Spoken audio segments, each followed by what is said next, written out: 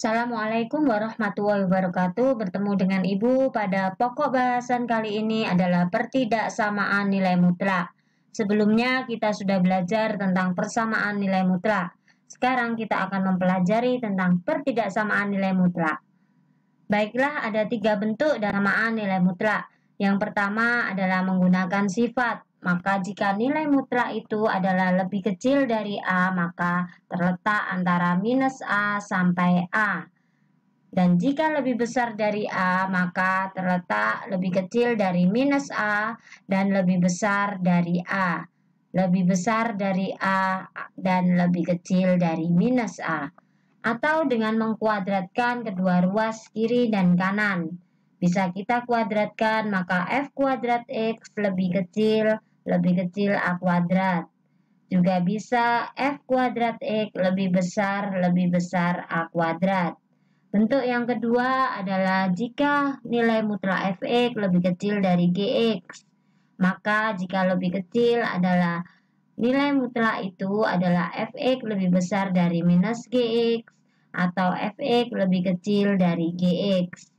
Jika nilai mutlak lebih besar dari Gx, maka Fx-nya adalah lebih besar dari Gx dan lebih kecil dari minus Gx. Atau kita bisa mengkuadratkan kedua ruas, yaitu ruas kanan dan ruas kiri. Maka didapat jika lebih kecil dari A, maka F kuadrat X lebih kecil dari G kuadrat X. Dan jika lebih besar, maka F kuadrat X lebih besar dari G kuadrat X. Bentuk ketiga adalah jika nilai mutlak Fx lebih kecil dari nilai mutlak Gx, maka didapat F kuadrat X lebih kecil dari G kuadrat X. Dan jika lebih besar, maka F kuadrat X lebih besar G kuadrat X. Berikut adalah contoh, tentukan interval nilai X yang memenuhi pertidaksamaan nilai mutlak 2X plus 5 lebih kecil 5. Jika lebih kecil dari A, maka menggunakan minus 5 sampai 5. Sehingga minus 5 dikurangi 3 lebih kecil dari 2x plus 3 dikurangi 3. Lebih kecil dari 5 dikurangi 3. Jadi masing-masing dikurangi dengan 3. Didapat minus 8 lebih kecil 2x lebih kecil 2 sehingga minus 4 lebih kecil x lebih kecil 1. Contoh yang kedua. Tentukan interval penyelesaian pertidaksamaan mutlak dari 2x plus 5 lebih kecil x plus 4. Kita hubungkan dengan menguadratkan ruas kanan dan ruas kiri. Didapat 4x kuadrat ditambah 20x ditambah 25 lebih kecil dari x kuadrat plus 8x dan plus 16.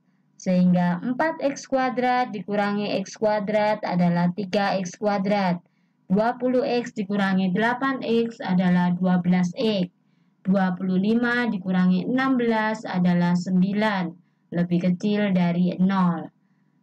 Sehingga kita sederhanakan menjadi x kuadrat ditambah 4x ditambah 3 lebih kecil 0. Dan kita faktorkan. Didapat X1 sama dengan minus 1 dan X2 sama dengan minus 3. Minus 1 dan minus 3. Jadi terletak antara minus 3 lebih kecil X lebih kecil dari minus 1. Dengan syarat bahwa X plus 4 harus lebih besar sama dengan 0.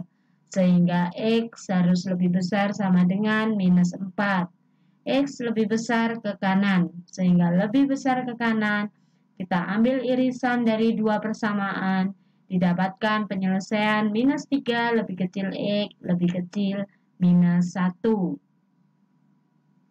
Contoh selanjutnya adalah tentukan interval nilai X yang memenuhi pertidaksamaan nilai mutlak 4x min 1 lebih besar dari nilai mutlak 3x min 6. Kita kuadratkan kedua ruas, yaitu ruas kanan dan ruas kiri.